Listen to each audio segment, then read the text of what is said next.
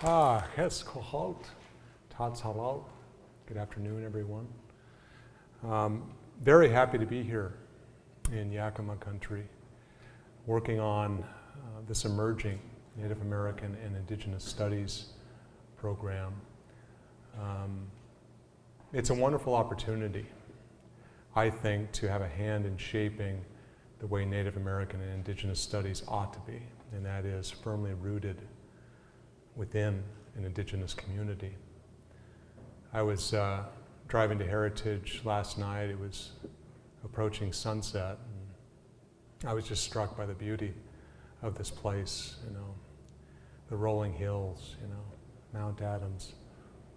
And I was thinking about, the kinds of songs that have taken root here. These traditions of song and dance that we carry as Indigenous people, they grow out of the soil. The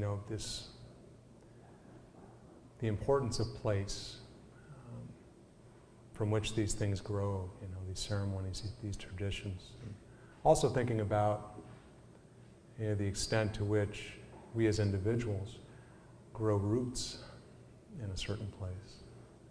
So while we have these traditions, coming out of our cultural soil, at the same time, we dig those roots ourselves. And for all of us, regardless of where we're from, we have those roots. There's a place that we call home and have a connection with that way. So I wanted to start by sharing a song from my home. This is a song that I sing in the context of our winter dances on the Spokane Reservation.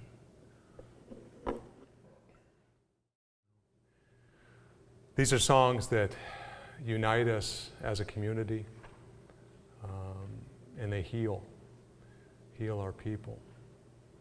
So today, I'm going to do something that I really haven't done before.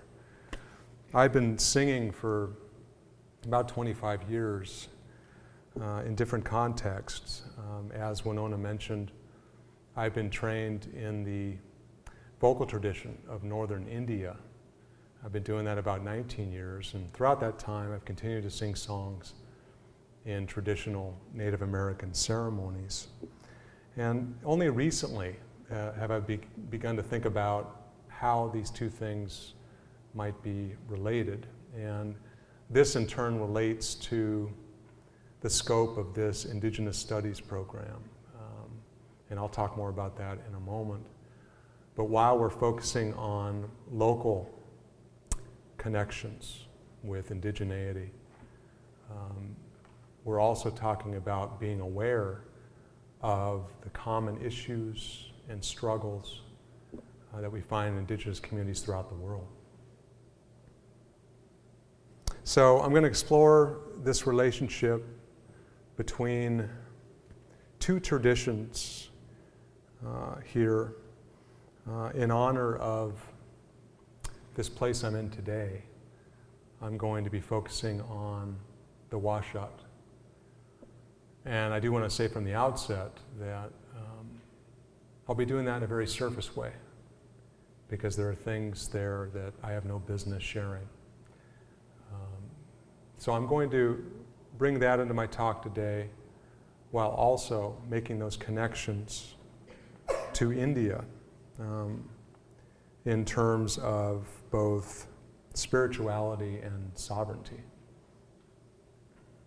So, like our ceremonies and language, music and song have a hand in shaping identity, what we often refer to as indigeneity, an indigenous identity. Every human community and culture throughout the world has music, something that we can point to as music. Now, they may not define it like we do in the West as music. That's an issue here. When we're talking about songs in traditional ceremonies, It's often not appropriate to refer to that as music either. So when we talk about music, it often brings up ideas and conceptions of, well, Bach, Beethoven, and so on and so forth, Western classical music. So one of my points here is that every one of us, this is what the evidence tells us, every one of us are wired for music. We're all musical beings. Now, sometimes in the way that we kind of deal with music in the dominant society here, I've often had people come up to me and say, I'm just not musical. I can't play an instrument. No way. I said, well, what instruments have you tried to play? Well, piano. I said, have you tried another instrument? No. But someone told me that I'm not musical. And that's a shame.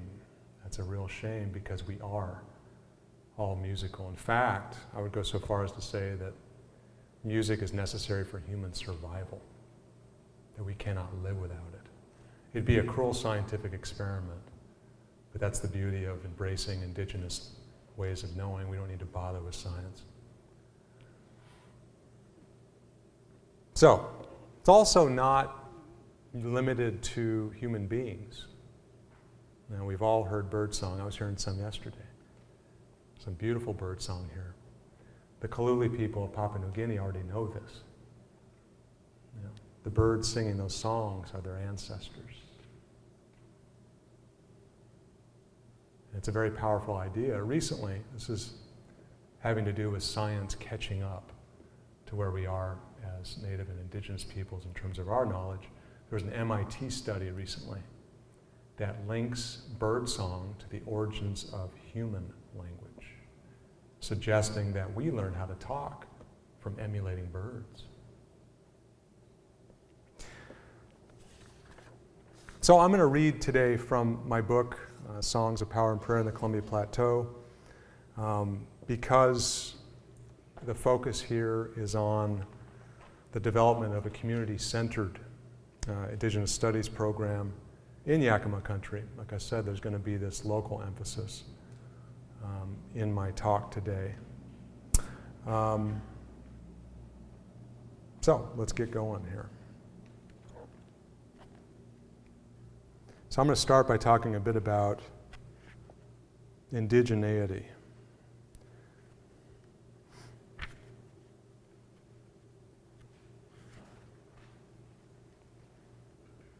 So the origins of indigenous, the term indigenous, and its derivatives, indigeneity, indigenization, indigenism, stem from the Latin word indigena, translated as, quote, a native. The term first appeared in English in a 1598 document as a way to distinguish between cultural others in a new America, between native indigents and African slaves delivered to its shore. From the beginning, the word was used by outside entities to refer to those already there, by colonizers to identify those being colonized. But while it is a word historically bound to colonial hegemony, a concept, quote, framed by the conquest, in the second half of the 20th century, indigenous peoples around the world began to own it, responding to the colonial legacy with a unified voice rooted in shared experience. Their stories were similar: loss of culture, loss of land, poverty, and ongoing struggle to maintain identity. For centuries, colonial powers had delivered to indigenous peoples a lethal mix of programmatic acculturation on the one hand and systematic neglect on the other. What has been termed the global indigenous movement can be seen as a worldwide effort to decolonize, to turn back the lingering effects of colonialism while standing against current forces of conquest, whether led by a nation, a corporation, or some combination thereof. The term indigenous circulates within local and global spheres, simultaneously informing identities both political and personal. The former sphere might consist of a collective network framed in terms of the material, such as unending campaigns to wrestle land and natural resources back from states and state-sponsored corporations. The latter sphere deals with an immaterial sense of indigeneity, one that extends from the individual to others within a sheltered framework of cultural identity. While we are not concerned primarily with indigeneity at a personal and local level, to not contend with the global and political implications of the term indigenous would be to ignore one end of a spectrum wholly dependent on the other. So while writing the introduction to this book here, I came across an exchange online through a website called Indigenous Peoples and Resources. And this website provides daily updates on indigenous issues from around the world. That day, the site had a link to an interview conducted shortly after the United Nations Permanent Forum on Indigenous Issues released a report titled State of the World's Indigenous Peoples. The following is an exchange between the interviewer, Linda Mottram, and Vicky Taule-Corpuz, chair of the forum. And this is Mottram here. Indigenous peoples make up 5% of the global population, yet they are about a third of the world's 900 million extreme poor rural people. And in both developed and developing countries, they suffer by every measure. A Native American in the United States, for example, is 600 times more likely to contract tuberculosis and 62% more likely to commit suicide than the general population. In Nepal, the life expectancy gap is 20 years, while the report names projects in specific countries, including dam building in Malaysia and oil palm plantations in Indonesia, for contributing to the dispossession of indigenous peoples that's defined as a key issue, contributing to their often grim lives. At the report's launch in New York, later posted on the UN's website, the chair of the UN Permanent Forum on Indigenous Issues, Vicky Taule-Corpuz, said it was important that the document was the work of indigenous authors. This is her response.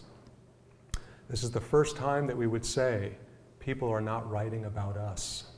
We are writing about the current situation that we are living in different parts of the world. So this has relevance when we're talking about a community-centered Indigenous and Native American Studies program. The old paradigm of academics, researchers, folks at the UN telling Native and Indigenous communities what they ought to do is fading. And that's what really stands out with this proposed program here, this emerging program. Very exciting. So pointing to dispossession and disease as common factors in the ongoing struggle of indigenous peoples, Mottram's opening statement reflects the scope of the term indigenous, tying Native Americans and indigenous Nepalese, Malaysian, and Indonesian peoples together in a shared quest for justice and equal rights under the cross-cultural banner of indigeneity. It is a broad, inclusive use of the term that would have been unheard of just 40 years ago. Taule-Corpuz's response is also telling, expanding a conception initially reserved for First Peoples of the Americas into an indigenous us, a community of 370 million indigenous peoples found throughout the world. This movement was necessitated by the global colonial legacy, during which the ravages of conquest produced similar patterns: violent oppression, subjugation, and survival, followed by a reemergence and fight for human rights. While the shared collective experience of indigenous peoples is significant, at times the global movement threatens to eclipse the distinct cultural groups that constitute it, creating the perception of a unified, homogeneous whole rather than groups of people with their own unique histories, identities, and lifeways. So while there is this worldwide network, we want to be careful not to throw our ideas of indigenous peoples into one big vat, right? Local definitions become validated not within international forums or courts of law, but within the closed circuit of cultural identity in indigenous communities. While an individual in the Columbia Plateau will recognize that he, she is indigenous, when asked, he, she will often self-identify through tribal and/or family affiliations. I'm enrolled Nez Perce, for instance. My father is Nez Perce, not me, of course, this is an example. My mother is Yakima. Or I'm Spokane, my grandfather is Spokane, my grandmother is Coeur d'Alene and Salish.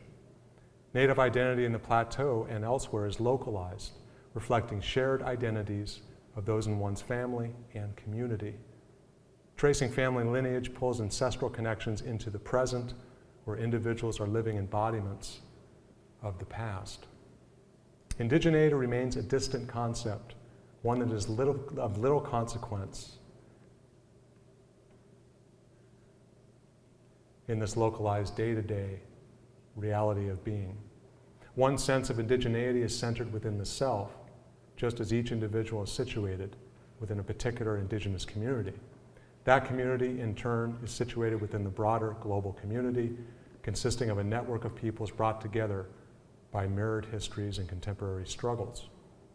So the term indigenous covers this spectrum, and unlike a myriad of other words applied to cultural others by popular authors, artists, and academics, indigenous has been embraced from the inside, a term utilized by First Peoples throughout the world to describe who we are, their identity, our experience, and our collective worldviews.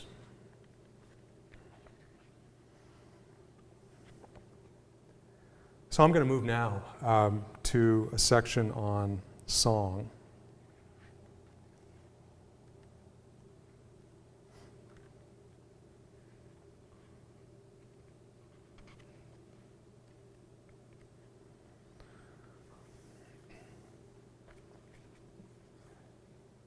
So, comprehensive studies into the relationship between song and spirituality are few.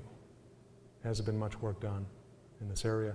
Scholars have acknowledged song as important, perhaps even integral to spiritual processes, but inquiry often ends there.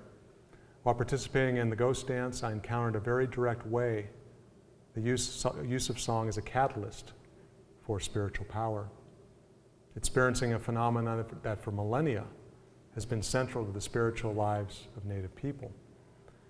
While it might be true that an ethnomusicologist such as myself is inclined to privileged musical phenomena over others, the essential role of song in indigenous North American communities and ceremonies is indisputable, for without this thing called song, there is no ceremony.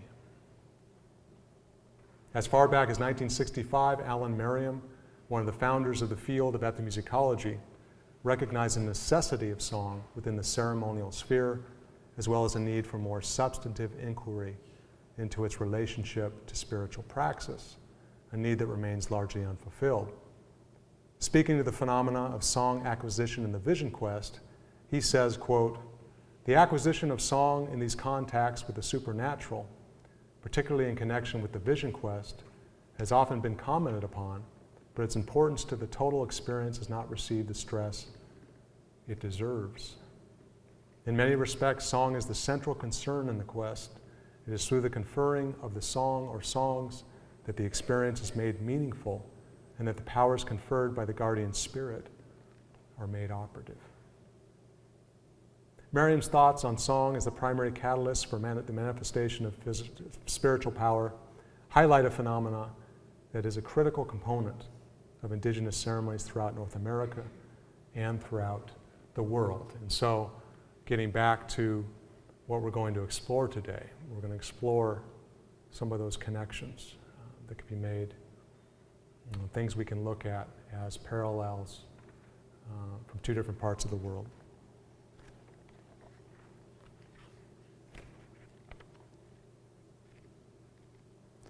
And I won't be reading the whole time, don't worry.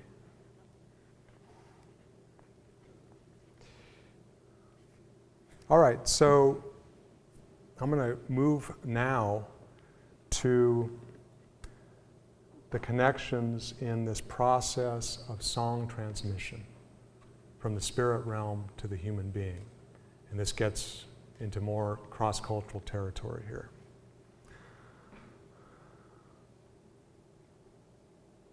So, in The Importance of Song in the Flathead Vision Quest, that's a title,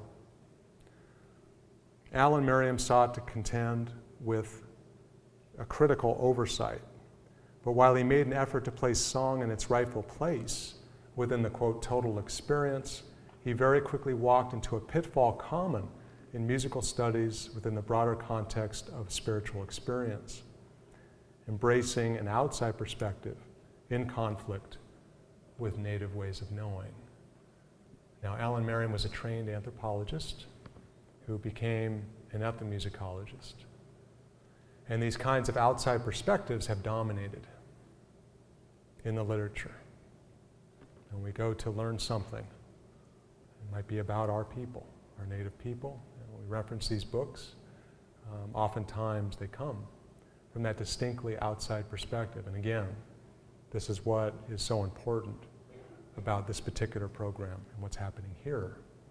It's from the inside out, right, rather the outside in. So he says here, in looking at the vision quest and attempting to assess the actual means whereby the songs are brought into being, we apparently have two choices.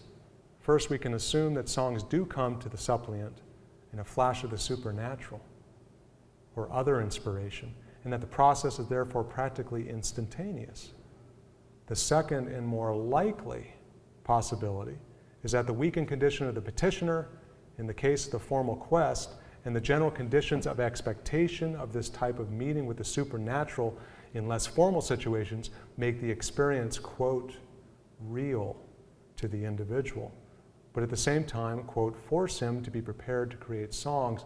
In other words, the expectation of the culturally conditioned situation makes it clear to the individual that he must be a composer of music in order to be a successful person in the society. So this is a very common notion from what we might call the Western scientific paradigm. You know, if we can't see this thing and bottle it up and look at it through a microscope, well, it doesn't exist, right? We can't prove it. Truth is that the scientific tools that are available today aren't good enough to detect it, right? Eventually science is going to catch up. Things like string theory, quantum physics, they're getting there. They're getting there, but we're a ways off yet. So very little has changed since 1965 when Alan Merriam wrote this. Scholars remain perplexed by a process of song transmission that is counterintuitive to conceptions of music derived from Western musical tradition and at odds with Western ways of knowing. This is a significant tension here. Native ways of knowing, Western ways of knowing. This has been kind of the issues, for 500 plus years. Right? So Merriam was skeptical, as many are, toward the notion of composition taking place outside of the individual with spirits as composers. I'll say that again, spirits as composers. Not something you'll readily find people talking about, but this is an important distinction. This process is altogether different. As someone who has been a composer for decades and made music, and someone who has had this experience, I can tell you, it's completely different. As a composer, you work through, you create this song, you do it up here and hopefully partly from here. But with song transmission from the spirit realm, it comes to you fully finished, fully formed, boom, there it is. Now you might need to work out a few details, but if it was that easy for composers, I don't know, they'd be much more relaxed. I don't know. Okay, so next section here is spirit as musical teacher or pedagogue. When Native American communities speak in terms of songs being composed in the spirit realm and given to individuals, they are referring to a phenomenon altogether different from musical composition among humans. So this is not an isolated or idiosyncratic phenomenon limited to native North America. The phenomenology, you might say, of song transmission from the spirit realm can be found at the heart of spiritual practices throughout the world. In his work with indigenous Australians from the Daly region of Northwest Australia, Alan Merritt explores a genre of song and dance known as wanga, at the center of which lies a vibrant process of spiritual discourse. This is a quote here. During the late 1980s, Alan Marilong, a Wanga singer resident at Virunga, told me a number of stories about how he had been given songs in a dream. These were the most detailed accounts I recorded of the role of spirit agents in the composition of songs. On one occasion, he described in detail how on the previous evening he had received a Wanga song about a spirit light, which he referred to as Min Min Light, from his two song-giving agents, the ghost of a deceased songman called Balani Jiri and a small bird called Bungriji Bungrij. Marlong's story narrates how the bird and the ghost came to him and woke him within his dream, this is within the dream, and taught him the song. This is a quote from him. I call the song Min Min Light because Balani Jiri got up and went to it as I was watching him. When the light appeared, he followed it. It was dangerous. He got the song from there. Then he came to me. Bungrij Bungrij was there too. Next minute, he showed me the corroboree. He gave me this Min Min Light song, and I learned to sing it. Boy, he said, are you asleep? I'm coming up. Bungrij Bungrij and I are coming. Now, this is very similar to accounts of prophecy here in the plateau. People have these dreams, these prophets, and they get this warning. I'm coming. I'm coming. Be ready. Both of them came up. Balani Jiri said, get up. Come here. We're going to sing for you. Then he said, boy, you listen. Don't be frightened. Come here. I said, I can see you. Well, he said, we've got to show you this song, Min Min Light. You come out here and sing to me. I got that song, yeah. And that Bungrij Bungrij, he sang it too. Then he went back. Don't lose this song. That's what he said. Bye-bye, he said. Don't you lose it. You keep this one. I sang this Wanga for you. He spoke kindly like that. You've got to remember it properly. This good song, this Min Min Light of yours.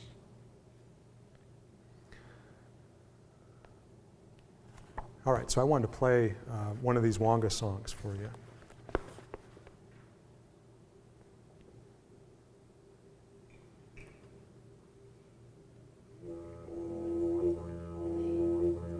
That's an instrument called the didgeridoo.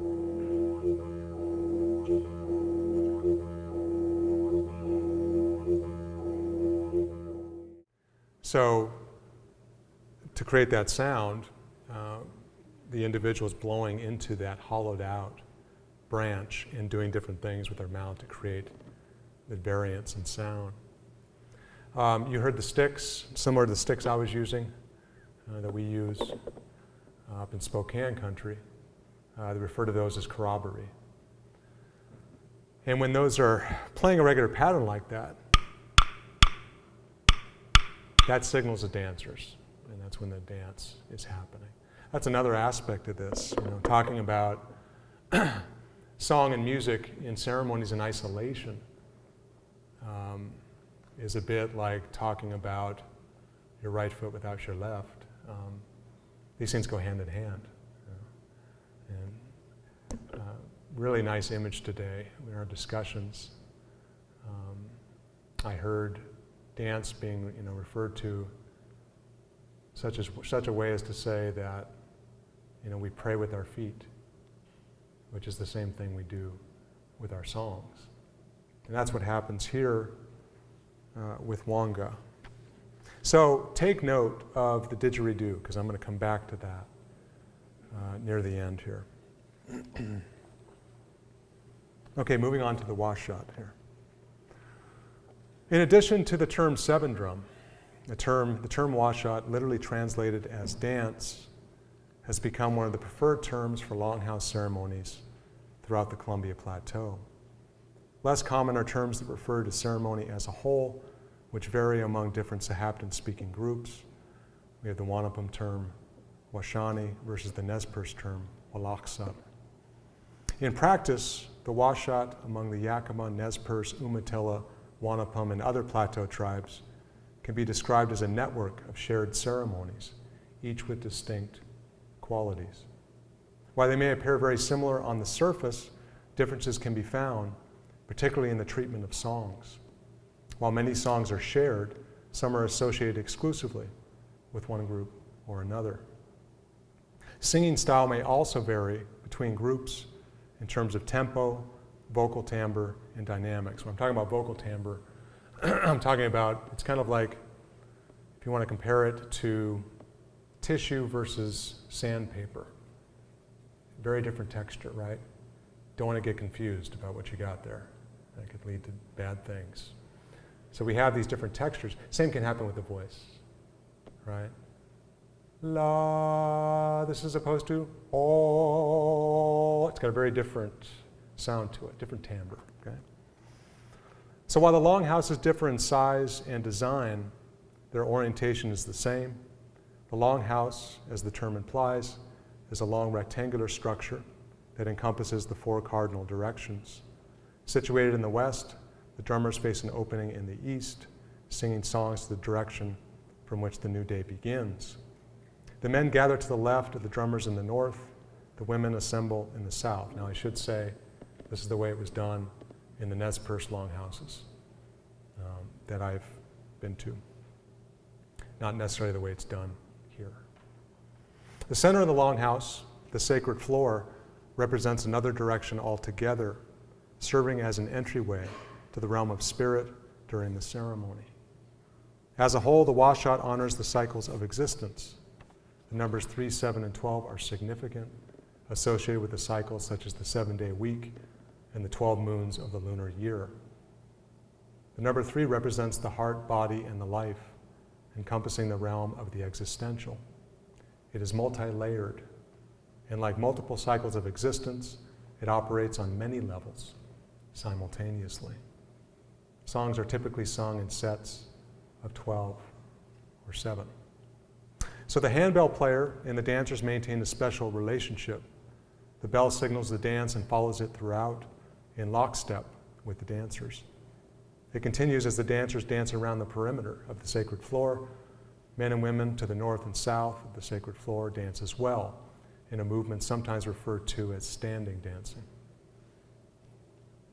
As with many indigenous ceremonies in North America, the drumming, singing, and dancing, and in the case of the Washat and the handbell, operate holistically, all parts of a greater whole, collectively contributing to the manifestation of power and a connection with spirit. The Root Feast, also known as the First Foods Feast, is an integral event during the Washat season tied to older ceremonies in which the foods that sustain the people are honored. Elk, deer, and salmon are served first, followed by the roots and berries. Root feasts are held every spring throughout the Columbia Plateau, but rarely overlap. Roots, berries, and salmon arrive according to nature's timeline, appearing later for groups further up the Snake and Columbia rivers.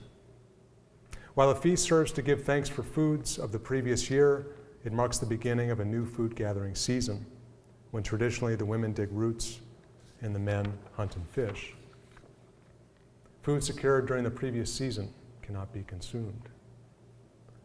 Root feasts play a critical role in maintaining rights guaranteed to Columbia Plateau tribes under the 1855 treaties, which contain language guaranteeing the right to hunt and fish in usual and accustomed places.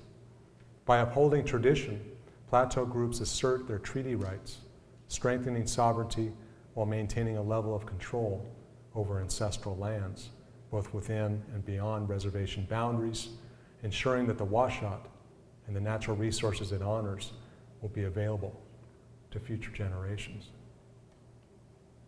The Longhouse,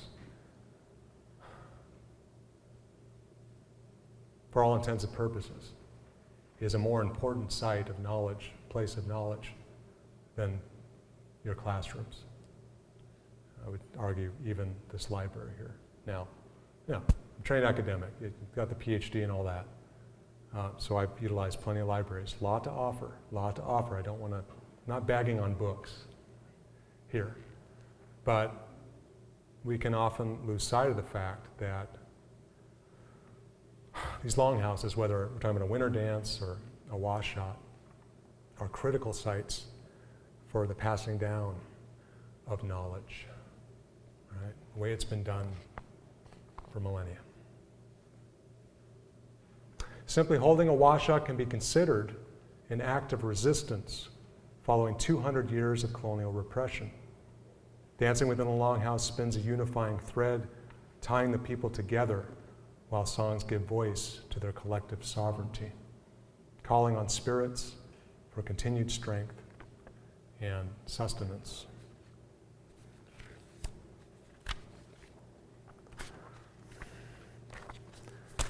Okay, moving on to Indian classical music. I did want to give you an opportunity to ask any questions you want at this point. We're clocking some miles here. Yes. Yeah, I wasn't fast enough writing. You said that it's a critical site for passing down the knowledge, and then you said the participating in the dancing at the longhouse. Did you say an act of resistance? Yeah, in general. It can be viewed that way. So a little background on this. I worked with a few longhouse leaders through this process, and somewhat collaborative in that way. You'll notice I'm not playing any Washat songs. I wouldn't do that. I'm not qualified to sing those songs. That's not my tradition. But these particular longhouse leaders asked me if I could write some particular things about the longhouse. And their motivation for that is to start to document certain things that can be passed down to their younger people, be available to present and future generations. They're also wanting to appeal to their younger people and get them interested in these traditional ceremonies. So this was a collaborative process in the same way this emerging Native American and Indigenous Studies program is going to be. I worked with them hand in hand before anything. So this was in the context of my doctoral dissertation, my PhD dissertation at the University of Colorado. Their voices, the voices of the longhouse leaders, were much more important to me than my PhD committee. Now, in this PhD process, you don't survive, you don't get a PhD unless your committee signs off on it, unless you have their blessings, right? Be that what it may, before anything went to my committee, it went to them so they could review it. And this became an issue. During my PhD defense, that's when they get one last chance to take a stick to you before they give you the PhD. Not a real stick. That might have been easier, actually. It's kind of like, they line up there, it's like a firing squad, okay, here it comes. And so there were people on this committee that took issue. They said, well, where's the music? Where are these Washat songs? You didn't put them on that staff. You didn't make the little dots and staff notation and lay those out. I don't know what it sounds like. I said, well, you're not going to know what it sounds like. That doesn't belong here. It doesn't belong in this book. And fortunately, one of these longhouse leaders agreed to be an extra person on this committee, and he was on the phone. And he said, that's true. That's right. And there's a part of this process where they kick you out of the room and they decide whether you're going to get a PhD or not, right? From what I understand, this individual and an anthropologist who's been around Nez Perce country for 40 plus years and has learned a little during that time. Between the two of them, the rest of the committee didn't have a chance. So that wasn't going to remain an issue. So my point is, an emphasis on having the culture bearers set the pace. Set the pace, put in place the parameters. This is how we're going to do this. This is what you can share. This is what you don't share. Right? Any other questions or thoughts at this point? Could you give an opportunity if anybody here would like to share their experience with Longhouse? You're asking, right? See, so maybe this isn't the place or the time. That's perfectly okay. All right. So moving on to India now.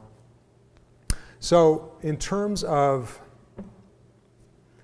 being maybe a site of sovereignty, we'll put it that way, Indian classical music served a similar role in India, becoming part of a new national identity as indigenous peoples in India fought for sovereignty and independence from Britain. This is fairly recent stuff. We're talking about the late 40s when this happened. So the colonial powers held on in India for quite a while. As we all know, in other places they've held on longer. Right? So the roots of Indian classical music can be traced to the ancient Vedas in India. These are very, very old books, probably older than any book you have in here. Vedic period lasted from about 1500 to 500 BCE. BCE, so before Common Era, before Christ. So like the Washat, Indian classical music honors the cycles of existence. There are particular musical modes that are sung during specific times of day and year.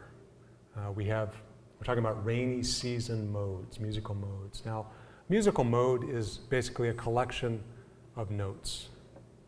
It's a collection of notes that one sings. It's like a scale, similar to a scale. How many of you have heard of musical scales? Okay. If you look at a piano, an octave on a piano is, let's take C, the note C. It's the middle C. You may have heard the term middle C. Take that note, you go up 7 notes, and there it is again. But it's an octave higher. It's the same note, but it's actually higher. So higher and lower. So within those 8 notes, depending on what notes you focus on, a mode will tell you you can play this note, that note, this note, and that note. But when you play this note, then it's not part of the mode. That makes sense. So in Indian music, Indian classical music, we're talking about something akin to these musical modes, although what we're really talking about is ragas. And ragas are much deeper than modes. But I'm not going to go there right now. Maybe if I come back.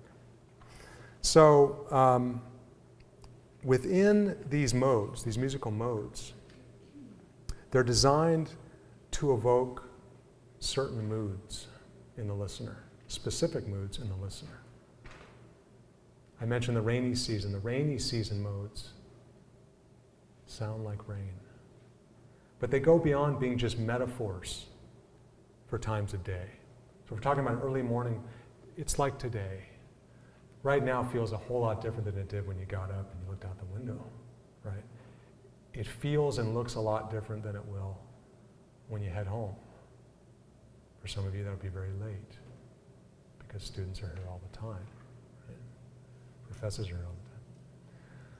So these modes align with these different emotions, feelings, and are part of the natural cycles. Okay?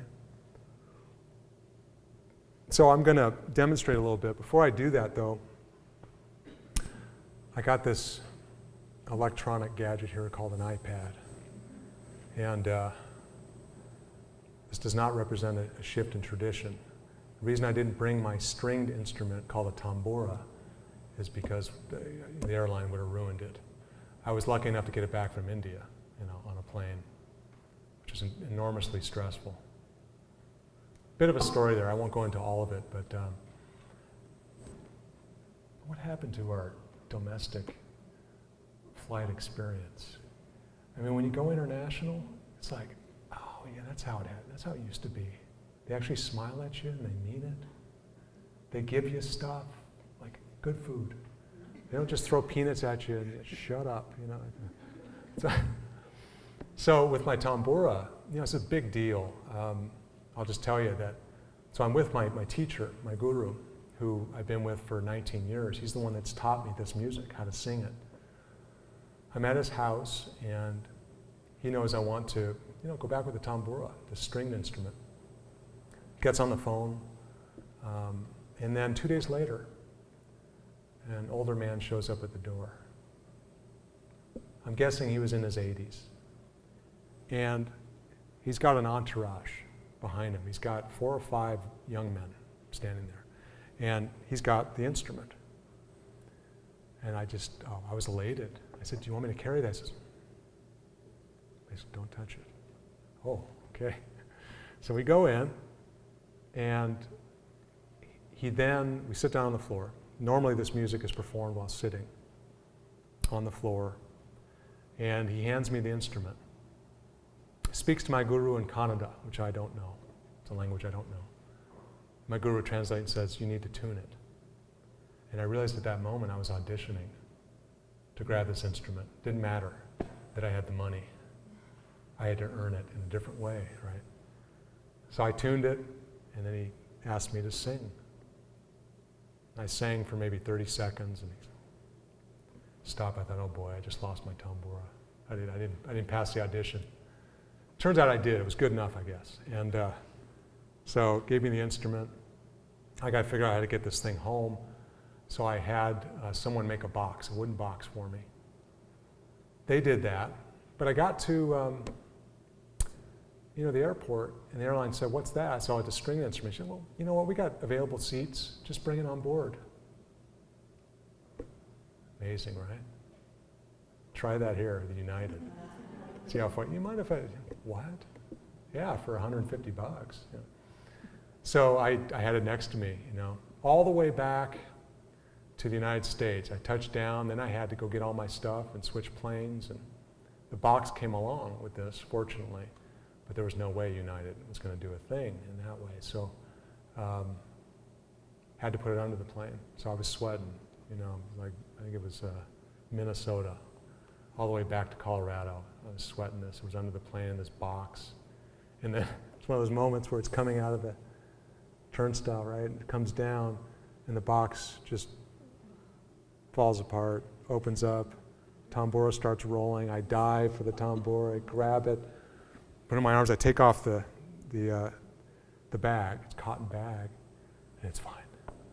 It's fine. It survived. It survived United, it's a big deal. So the tambura, the instrument I'm talking about, this is an instrument that is always heard in the context of an Indian classical performance. In an Indian classical performance, you're either going to have an instrumentalist playing an instrument such as the flute, the bansuri, or maybe it's the sarod, which is a stringed instrument, kind of like a guitar, looks a little bit like a banjo. It's, you have to see it. Actually, S-A-R-O-D. You guys, this is the information age. If you want to just throw it up in Google, you'll see one real quickly. So either it's going to be an instrument or a vocalist, okay? And so for a vocalist or an instrumentalist, there's going to be 2 things that accompany them. The first is just tambura, this stringed instrument. The vocalist, in the case of singing, will play that instrument as they're singing. They do it themselves, typically. The instrumentalist will have a tambura player. So it's always there. Without tambura, there is no Indian classical music, and here's why. That tambura, the metaphor I like to use is it's like the canvas upon which the notes are painted. You don't have that, you're painting in the air, and good luck with that. Saw some wonderful art last night, and I got to meet this artist who he's a very intuitive artist. He doesn't have a choice. He's one of those artists, he does it because, he simply has to. Couldn't survive otherwise. So anyway, back to tambura. I have an electronic version of this. That's the long story short thing. It wasn't so short, that was it. There's an electronic version. It's an app for an iPad. It sounds killer. It's really good. It's an actual tambura recorded, so you'll get a sense of how it sounds. But this is the backdrop upon which the notes are painted. Now, after I do the demonstration, I'm going to talk about the connection between this tambura, the drums in the Washat, and the didgeridoo in Australia. And there's something that binds them to get together. Okay?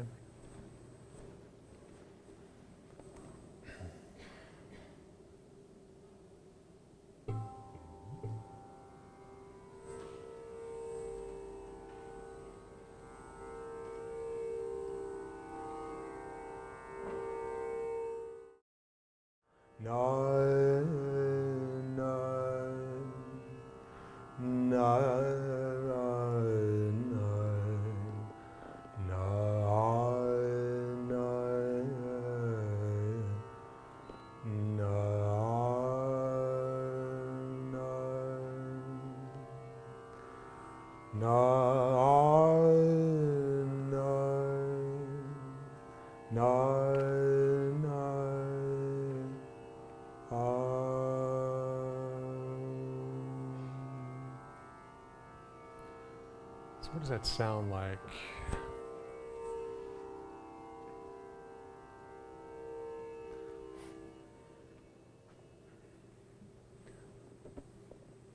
Joyful, happy, or something else? Sad, good. Depth. Okay, what kind of depth?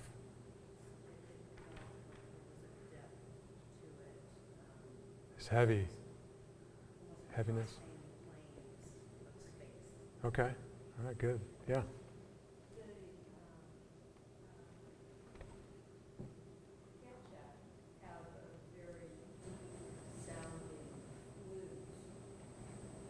You said Quechua? Quechua? Yeah, Ecuador, yeah. They call it the sound of the earth breathing. Yeah. Wow. And that has the same. Yeah. Groundedness, weightedness, and good. Anything else? Very nice. Okay, I'm going to do a different one now for you. And this will be the raga that you're going to sing in. Y'all just went, wait a second. We have to sing? I'm out of here. We'll do it together. It'll be fine. All right.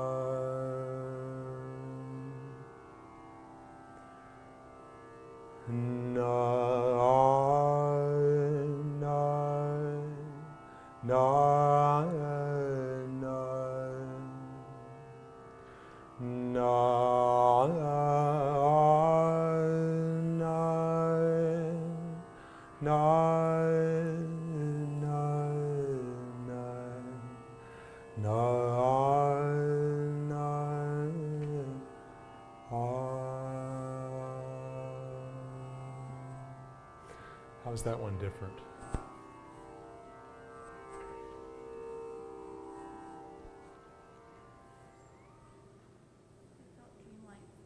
Ah, okay.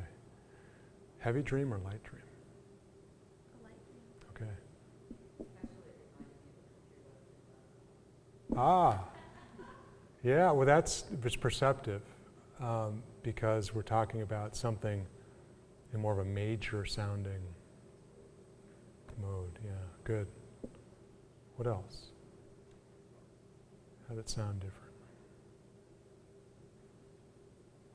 So the first one, what was the phrase? Quechua?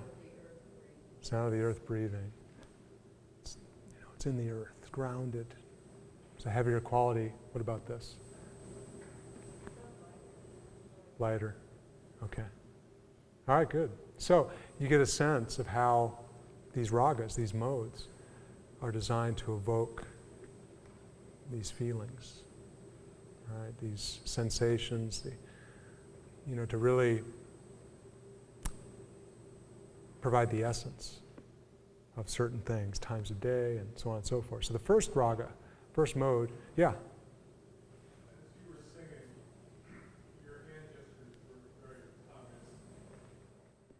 people that sing this music, they all do it.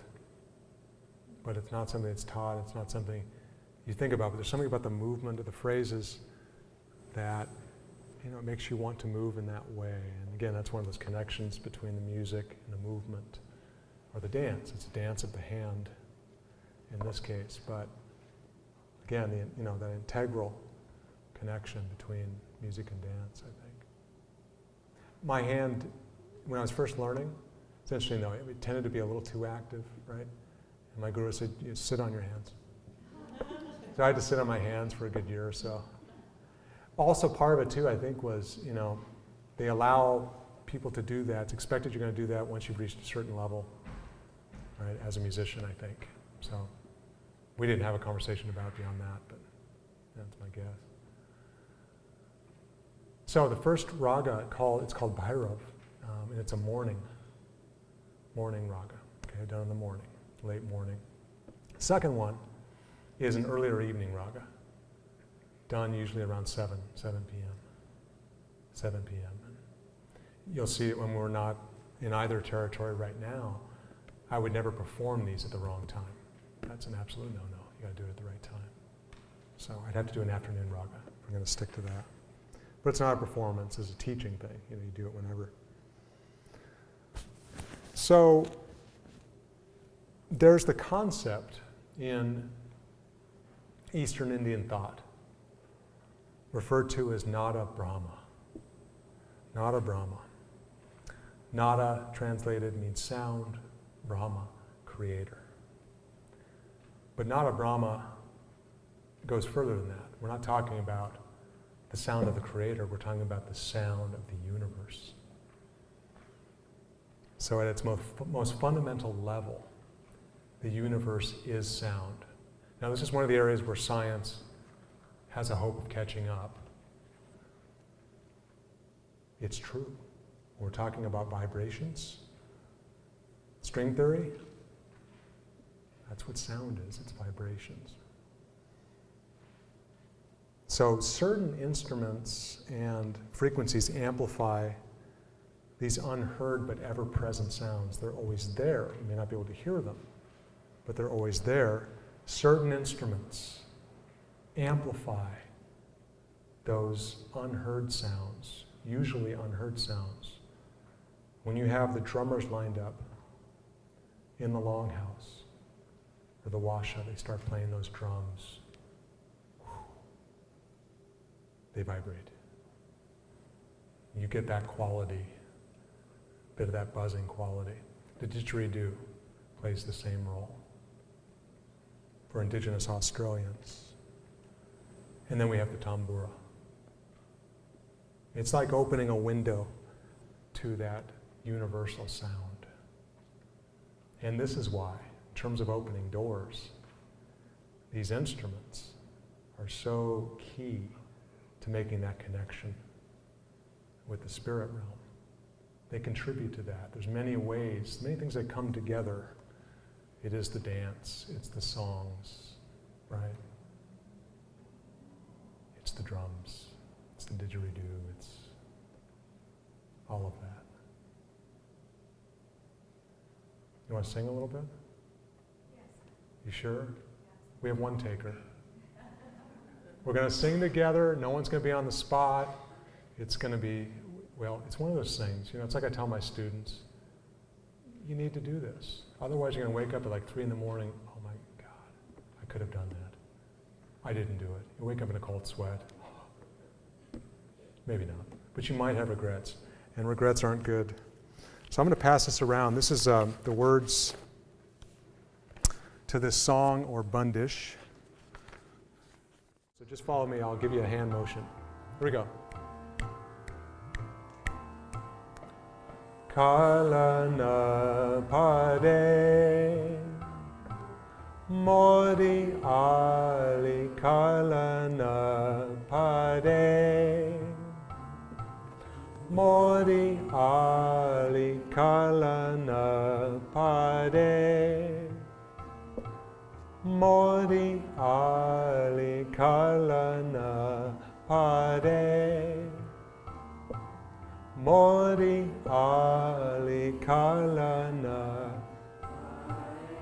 You have to be louder than me. Mori Ali Kalana Pade. Very nice. Kalana Pade. Mori again. Kalana. Very nice. Yeah, a little early. Kalana Pade. Here we go. Mori Ali Kalana Pade. Mori Ali Kalana. Beautiful. Kalana Pade. Mori Ali Shama Salonake. Okay, first part of that second line. Shama Kalana Pade. Mori Ali Kalana Pade. Do it twice. Mori, next line. Shama Salonake Binani Sadina Jia Rajade. Very nice. All right, great. Give yourselves a hand. Very good, very good. Yeah. Okay, Lem Lemch, Ketsiayo, thank you very much for having me. All the best.